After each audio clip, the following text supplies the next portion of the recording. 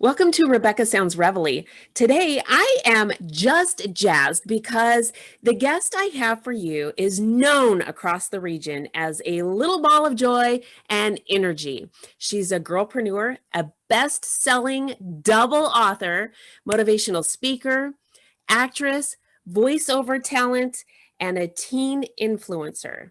And she may come in a small package, but I've got to tell you, her ideas are revolutionary. They are wide reaching, and for several years, she has devoted her life and much of her time to reaching out to others to spread the message of hope, inspiration, and self-confidence. She really loves to make a positive impact on others, and she helps them rock their lives to maximum potential. Wait till you hear the things that she has to share with us today. And part of her goals are interactions with kids, tweens, teens, adults, and all generations. So I would love to share with you today's guest, Arianna Fox. Welcome to the show. Thank you so much, Rebecca. I'm so excited to be on. I am just jazzed because you have just got it going on. I've got to tell you, the audience, when they hear all of the different things that you're about, that you've had going, I think they're going to be amazed because you've done numerous commercials, you've been a lead, you've had voiceover talent in a lot of different areas, and you're young, you're making this happen, and all of these things are laying a great foundation for your career in entertainment. But meanwhile, you're out there helping other people, and that to me gives so much interpersonal joy. How did you start doing this? Well, I started doing many of the different things that I'm doing at many different ages. So as for writing, I started writing probably about age 4, to be honest. I started acting around that same age. Entrepreneurship, I started helping my parents with their business at around age 6, and I would go to chamber mixers and such and give our spiel to other people around that age. And then motivational speaking and actually starting my own business was around age 10. So really all kinds of different things that I started. Oh, and voiceover acting, that was very young too. So all kinds of different ages, really. I think that this is absolutely incredible. You have so many talents. And I will tell you, at your age, you can share that with the audience if you want, or we can just leave them to go to your IMDb or some of your other areas to see what your age is and what you're doing. We can leave that as a kind of a homework assignment for the audience so that they can get involved with you. But you started out young, and what's really amazing is there's a lot of people in entertainment that have started out much older and don't even have the amount of success that you already have. So you have just really laid down quite a foundation. Let me ask you, let's first, if you don't mind, let me ask you if you don't mind, if we can first talk about your books. You're a double author. Tell the audience a little bit about your writing. Absolutely, I'm beyond jazzed to do so. I have 2 books that I have published, and 1 book that I am currently working on right now. Oh my. So I know, right? So my first book is a children's book called The Princess Chronicles. I wrote that at around age 6 or so, but it took me years to get the illustrations done. And what The Princess Chronicles, and we had to hire an awesome intern for a business at the time. But what The Princess Chronicles is it is a children's book about these princesses who are learning kindness, friendship, forgiveness, trust, teamwork, honesty, and working together to solve problems, all those important qualities. And I wrote this because I wanted other kids, and especially girls, because princesses, I wanted them to know even princesses aren't perfect, and even princesses have stuff to learn, and that you can learn too. And so I wanted to do that. For my second book, which I am beyond excited about, that's the one that I actually published and republished. So it's called False Awakening. It's a sci-fi novel for all ages about a man who's in a dream within a dream within a dream, and he joins a rebellion and fights against an evil tyrant. So it's kind of like Inception and a little bit like The Matrix. and it is awesome. So I published that at around age 12-ish, but actually last year in August, I republished it with our current publisher, Third Coast Books, for False Awakening. And once I did that, get this, once we did that, it ended up becoming an Amazon best-selling novel. And we are, yeah, I know, like, woo! We're beyond jazzed. And even more exciting than that, with False Awakening, we were also able to secure a contract for it to become a movie. And we, yeah, drum roll, right? Yeah, no, this was something. Right now we're just, waiting on stuff to get moving for the first day of production. But that is like a dream come true for us, I agree with you. And that's not even all of your dream, because you've got lots of dreams coming true with all the things that you're doing. So this is really exciting.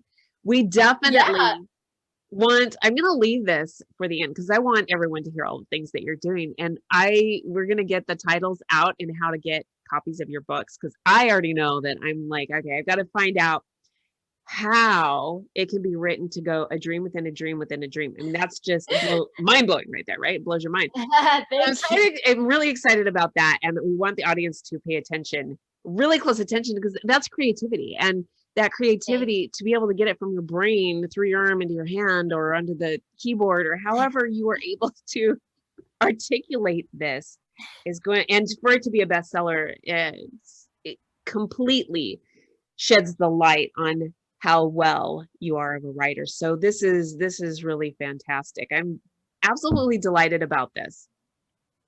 So Thank you. I'm so excited. Oh, I was just going to mention about my third book as well. Yes. So tell me about your third book. Absolutely. So that's what I'm working on right now. And I just finished the writing process and the editing process. So right now I'm going through it with with another editor, but I finished my own self-edit. And I'm so happy that I finished the first draft, and I was just kind of like surprised, because this is the longest book I've ever written. But not crazy long, but it's the longest one I've written. But it is basically my young adult / teen fantasy. And some could call it a sci-fi, but I call it a fantasy. And it's called Saber Black. This is my baby. This is the one I'm super excited about. I'm excited about all of them, but this is the one that really I can see so much potential with it. It is essentially about this winged race of people that have wings, and they're called Andorians. Now, the good guys are called Sarahs, and the bad guys are called Sendars. However, the main character is born a Sendar, but she fights for the Sarahs. So is she good? Is she bad? Is she both? Etc. And that this book deals with things that so many teens and young adults are going through right now, about identity, identity crisis, and who should I be fighting for? What should I be fighting for? All that stuff. And this is going to be awesome. You made a really good point, because you're hitting on a few things there, what you just mentioned, as well as what is huge right now is fantasy. It is a genre that is just been emerging and blooming like crazy in a lot of different areas, and you're nailing it. So this is going to be fantastic. So we've got 3 books to talk about. 2 already published and a third on its way to the audience there. And let's move over to your voiceovers. Do you narrate your books also? Well, there is a very high possibility that one day I may. We haven't yet gotten any audiobooks for my books, but I actually have narrated an audiobook before. Not mine, but I have narrated an audiobook, and that was one of the coolest things I've ever done. It's for a short story that was published in December for Christmas. It's called Cloosers, the Lost Town. And what I was blown back at how amazing the writing was. It's by J. Andrew Ashby, and the writing was amazing. Not to mention that it's a detective mystery, and it's written in first person from the point of view of a teen named Danny McPickerson, and I was able to be the narrator / main character and pretty much narrate the entire story as an audiobook, and I was just beyond ecstatic at that. So that was awesome. That is so exciting. Now, do you have a home studio you're able to do that, or did they have to take you into a studio? Nope, I have a home studio. That's where I got it done. I'm sure as I get more into voiceover acting, which I have been doing for a long time, but as I hopefully get into bigger and bigger roles, which I am constantly seeking, then they will definitely have their own studios that they want people to come into and all. But yeah, I definitely have my own professional mic and home studio and all that. All right, let's talk about roles. Talk about some of the roles you've been in, and maybe if you can, you don't have to, but maybe if you can, share your favorite role. Yeah, absolutely. So I've got to say that one of my favorite roles was definitely the Closers role, because it was an entire audiobook narrated in first person, and that was so awesome, because you hear about audiobooks all the time, and then being able to be the voice of one of them is really awesome. But I gotta say, there are so many epic roles that I've played over the years. One of the first ones that really got me excited was so it actually started years ago before I even got involved, because my daddy is a voiceover artist, and so he does a lot of voiceover stuff. He can do almost any distinctive voice. He does Mickey Mouse, Yoda, Darth Vader, all that kind of stuff. It's amazing. Oh my goodness. I know, right? And so a few many years ago, when I was very young, there was this one project that he was a part of. It was an audio, basically a YouTube audio series, and he was the main dad in the story. His name was Chester Morgan, and the audio series is called Pure Bond by Shaquille Hawkins. It's amazing. Awesome. But he was the dad of the main character named Sarah, who he had to save her and all this stuff. And I was just thinking to myself, I was like, "Aw, I wish I could be your daughter in the voiceover role. I wish I could be the one that your daughter was." And so it was crazy, because as I got more into voiceover work, years and years later, Shaquille decided to do a reboot of Pure Bond. And in this reboot, he was able to add in a character by the name of Amy Morgan that was the sister of Sarah and the daughter of Chester. And so I was able to really play his daughter in the role as well. And we got to go back and forth, and it was super fun to record together. And I think that was one of my favorite roles as well. See, your dreams are coming true, because you had said, exactly. Yes. You're making it happen. This is, it's kind of like if you wish it's happening. I mean, this is just amazing. Yeah. You're doing so well, and you're enjoying the roles. I can tell you love what you're doing. And you also do motivational speaking. Yes, absolutely. Tell me a little bit about this, because one of the things that is the most important part of the show is that the audience is able to acquire hope, inspiration, motivation, resources, things that will bring joy to their life and make their lives move in a healthier direction. And you're doing that along with doing what you love. And I want you to share with the audience about that so that they can embrace that as well. You're an influencer. Thank you. Thank you very much. You're welcome. So yeah, absolutely. And I've actually got a really interesting short story to share. I love it. I'm ready. So it's really, really interesting when I've always, ever since I was young, I had two passions that I knew of. All right. One, to write. I always wanted to write. The second was to inspire people. Problem was, when I was younger, I didn't quite know how. I was super young. I didn't really have a lot of people that I knew other than like maybe, entrepreneurial professionals that we would meet or something, but, or people in games I played. But I was like, how can I inspire people, through games or mixers? And so years later, when I was around 10 years old, I woke up one day and my parents had this brilliant idea. They said, oh my goodness, what if you become a motivational speaker and are able to inspire people through speaking events? And I was like, yes, because that culminated with the passion that I had. Now, here's the interesting part. Years later, probably when I was about maybe 12, 13 years old, I had an awesome opportunity to speak at the Lake Forest High School here locally to over 600 students at a high school. And one thing that was interesting was while I was preparing for this, I got through a sort of phase. I was in the sort of phase where I felt, you know what, maybe I should just give up. I was at the time. Yes. At the time, I was working so hard. There was so much to memorize. I had to memorize things. And I was like, okay, I'm not even getting paid a whole lot for this. There's not really much of a reward. What even is the reward? And I was like, yeah, maybe I should just not worry about speaking. And I was like, all right, maybe I should just give up. And we thought about it for a while. And then my parents helped me realize, and I thought about it too. And I thought, oh my goodness, wait a minute though. This isn't about me. This is about the people that I'm inspiring and motivating. If I were not to speak to those high school students, then they would not be given that spark, that seed, that hope. And so I had to remind myself, okay, this is not about me. This is about inspiring and helping others.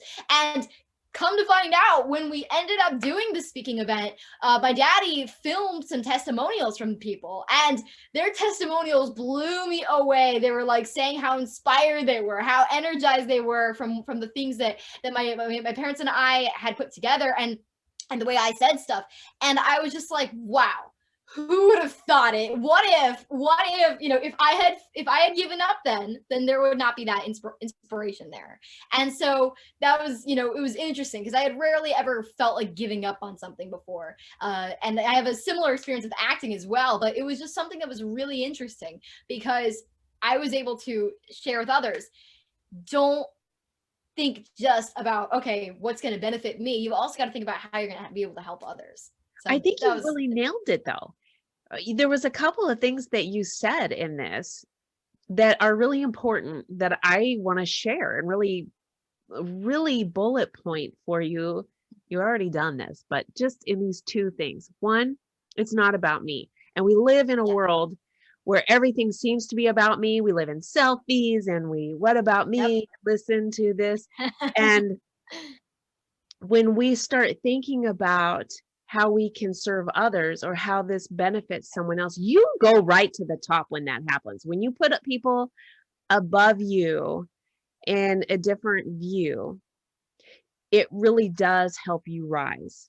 So that's the first thing. And the second thing is you were able to persevere when you felt like giving up. And often there are times in different intervals through our life in things that we're doing where we feel like I can't do this anymore.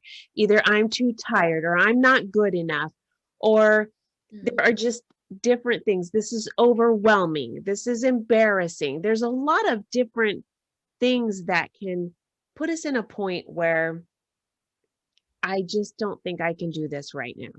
And sometimes that's okay. And we can go, let me just revisit this a little while later.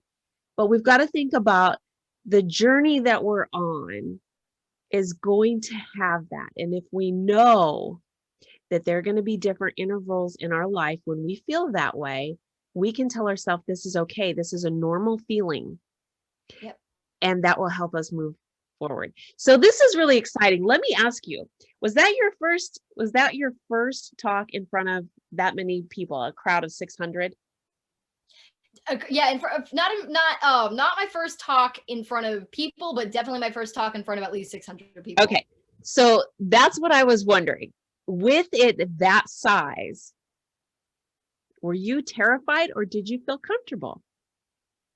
Actually, it's funny. It's funny because my parents joke about this all the time, but I have never been afraid of speaking in front of people. I've never had a fear of public speaking, never been nervous, exhilarated and thrilled to be up there speaking to so many people, of course.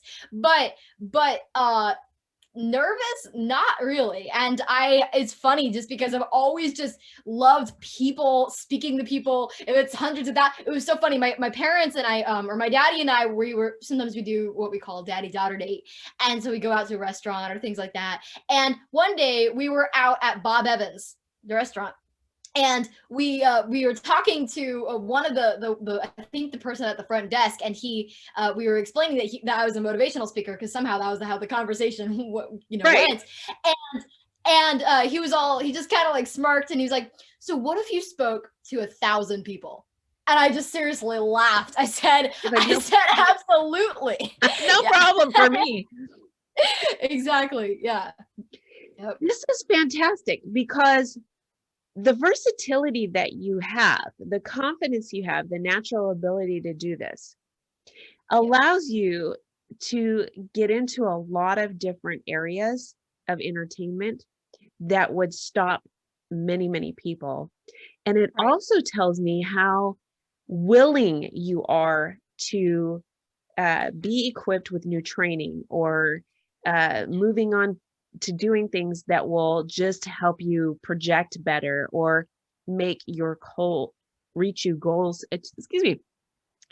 and achieve your goals in the way that you want them to. And I love this. Your attitude is phenomenal. The things that you're doing is fantastic. And you love it. You can hear it and you can see it in you. And this is just tremendous. Okay, aside from your book, what other things do you have going on? The ones, that's going to be coming out soon. Things that are going to be coming out soon. There are a few voiceovers that I am working on right now that might be surfacing soon. I may not be able to say the names, but I'm super excited. Yeah. No spoilers, no secret. And then of course, Saber Black. We have some major stuff planned for that. False Awakening. We are hoping so. We are hoping, and we are like. We are believing that it will happen soon, the first day of production, because that will change our lives. Yes, there's so that, but then also really other than that, just many things just keep on going. I'm definitely like open for all speaking and acting and such opportunities. Reach out. Of course, all the contact stuff will be at the end of this interview, but really, really excited and open for hopefully speaking to hundreds, maybe even hundreds of thousands, tens of thousands, etc. So as far as commercials go, tell me a little bit about doing a commercial compared to, say, a different type of acting role. That is a great question. Yes, I've done several commercials. In fact, one of them will always stay in my mind. It's hilarious. And it's very different than another acting role. I think that when I do commercials, it is slightly more natural. People have told me, let me put it this way, people have told me that I am like cut out for sitcom stuff. Like I am just my natural energy, personality, and just the way that I say stuff, I can naturally just adapt to a sitcom role or a commercial role even. But and a drama role I can easily do as well, but it requires a bit more, but I can definitely do a drama role. I can make myself cry, all that kind of stuff. That's hard for some people. Yeah, no, exactly. No, it's I work on it all the time just to try to test myself, but yeah, absolutely. And able to get a lot of stuff from your parents that way while you're just practicing for a role, right? Okay, I'm not saying anything. I'm not going to dime you out on it. No, I'm kidding. Go ahead.